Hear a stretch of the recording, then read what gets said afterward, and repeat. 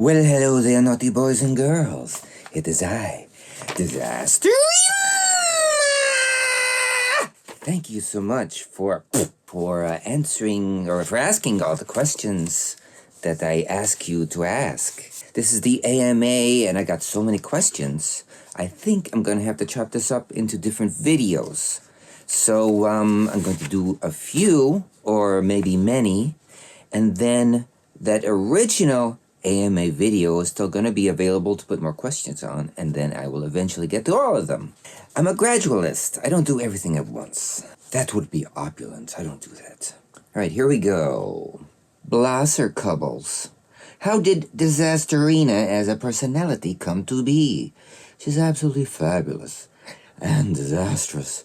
Well, bit of a long story. I've been an artist all my life, but I tried to do the gallery thing and get into the whole avant-garde art world and everything. I'm not good at promoting myself, and I'm very shy, so I got frustrated. I couldn't get into any gallery shows, and nobody would talk to me. Of course they would talk to me, I just wouldn't talk to them. And then I just decided I'm not gonna do art no more. So I'm like, no more art, fuck art. And I decided, well, I gotta do something, because creative people can't just sit there on their hands. Unless it's a creative kind of hand-sitting. So I decided I had all these little sketch ideas for comedy. I'm gonna do a comedy channel on YouTube, which I did. I started, it's still there. I don't add to it very much because Disasterina is over. So that's how I started getting into characters. I was writing comedy, I was directing comedy skits, getting actors. I'd put an ad on Craigslist and get some actors in here, and I got some awesome ones, but I decided that's a lot of work. Why not just do the characters yourself? And I decided to start do characters. My lady wife and I, Ave Rose, big fans of Drag Race at the time, so she's like, you gotta do a drag queen, you gotta do a drag queen. And I'm like, oh, okay, I'll do a drag queen. And so we did a character. The first one I did was called Groofs, a German supermodel. But after that, I decided I'm going to do a vlog, like a satirical vlog. So Disasterina kind of arose as a parody of a drag performer, and she still sort of is. I think the personality kind of developed because I'm big into trashy comedy like John Waters, so I wanted something with like a divine sort of feel. But really it was sort of like the accent that developed kind of developed the character, because when you're doing characters, I noticed that it can be much more unique if you do a different voice. So once I started to develop the Disasterina voice, the character did its thing. Yeah, I did. Mad girl.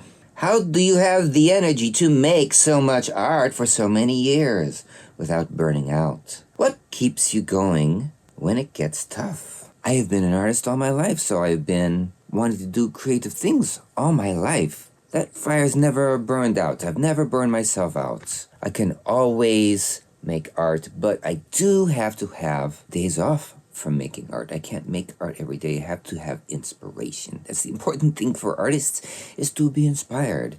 And that's what we do. We also receive the inspiration for others. That's how we can continue this. But I cannot do art without inspiration. And if I don't have the inspiration, I have to wait. But I can do other things in the meantime, like filing, do my taxes, maybe even clean up this place. Comic strip VO 6654. How did you meet your wife, and what inspired you two to make all your collaborations? Well, I met my wife in an art gallery, the Hive Gallery in downtown LA. Ave had a space in the gallery. It's kind of the gallery where you can rent space. It's kind of like a studio rental kind of thing. She had a publishing company at the time, and in the publications, there would be lots of illustrations. So on the walls, she would be having the paintings of the illustrations that were in the books. And she was selling those, and she was also selling the books. So she had a reading of one of the books, and I came to the Hive and I saw the reading and I loved it. The book was by Christopher Cobb. It was one of the Van Dyke series. And I loved it, and I bought it. And then I met Christopher, and I said, your book's real good. And he said, you should meet the publisher. And I met the publisher, and that's how we got together. And we've been together ever since. And what was the second part of the thing? How do we make all the collaborations? Well, she's a creative person, I'm a creative person, and we don't do exactly the same thing. That's, I think, a good way for collaborators to get together if they're doing exactly the same thing. Where is the mixture? Where is the collaboration going to create something new? Collaboration has to create something new, so you have to have different kinds of creative people together. Best case scenario. I mean, just look at the Eagles.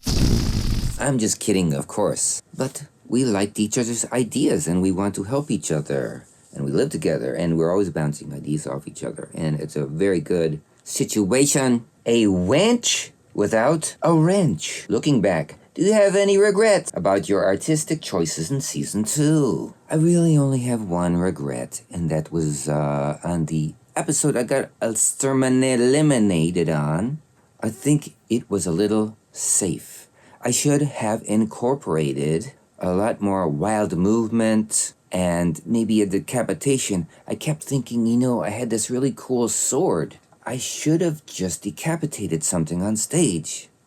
Why didn't I go for it? I think what I did on the season on whole was awesome, but that one final thing, I should have taken more chances. But that's what happens sometimes, you're like going far and you think, oh, I'm almost there.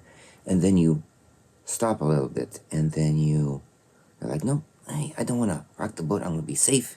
If I do this, I'll be safe. And that's dumb because, I'm Disasterina. I should be more disastrous. So in this season, very disastrous. When did I first realize I'm going to be a national treasure? Well, the thing is, you're not a national treasure if you don't have a street named after you. There's no Disasterina Lane. There's no Disasterina Boulevard. Am I going to be a national treasure one day? Well, if I'm driving down the street one day and I see my name on the street sign, that's what I know. Suspiria, stained glass. What are 3 things that you have loved ever since you were a child? Well, definitely chocolate, definitely making art, and goofing around. Not Joe Jonas. From your Titan Season 2 cast, who are you closest with? That would have to be a bore because we were friends, really from when I met them on Season 2. I met them at the promo shoot for Season 2. Since that time, we've been friends. I'm a great admirer of Abora. I think they are the best everything, honestly. I really am inspired by them. And you should be too. Wolfgang 1393. What's it like being the most famous and beautiful woman in America? Stop it. Well, I might be the most famous, micro-famous woman in America. I really am into the micro-fame. I don't think I'd be into the macro-fame because I can still walk down the street and do what I want. Sure, I'm broke as fuck all the time, but I just like things that are, more easy to deal with. So micro-fame, way better than the macro-fame. Thank you for your compliment. You're making me blush, but you can't tell because of the beautiful makeup. Eek, you, Carlos. When's the new album dropping? I don't know, because I've got a lot of half-finished songs, but it's not the album era anymore. It's the single era because of all this digital business. So I am going to release songs in the future and music videos in the future. Am I going to release an album? I might not. Just because that's not where it's at anymore. You know what I mean? Because they don't manufacture albums anymore. People do the digital thing. But do expect some new Disasterina stuff because I got on the Titans. Now, people are really into me again, and they're gonna love my new songs. Bondfool. How did you get interested in drag?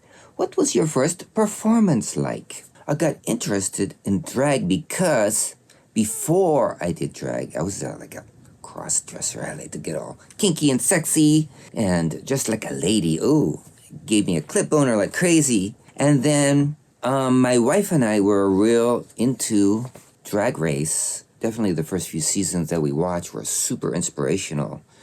And I was very inspired to do drag, so I did drag that way.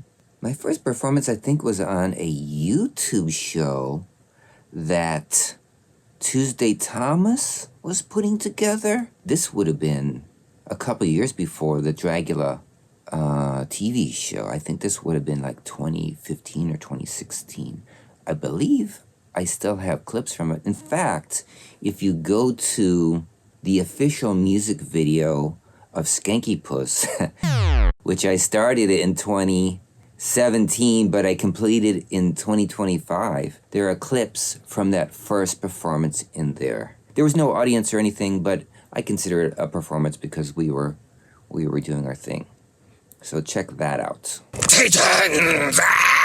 You know, I was not expecting this many questions, so I'm gonna have to just do other videos, but I'm gonna maybe just do this every week, do a few questions every week. So still go to that original AMA if you have a question and put it in there. I'll try to get to it.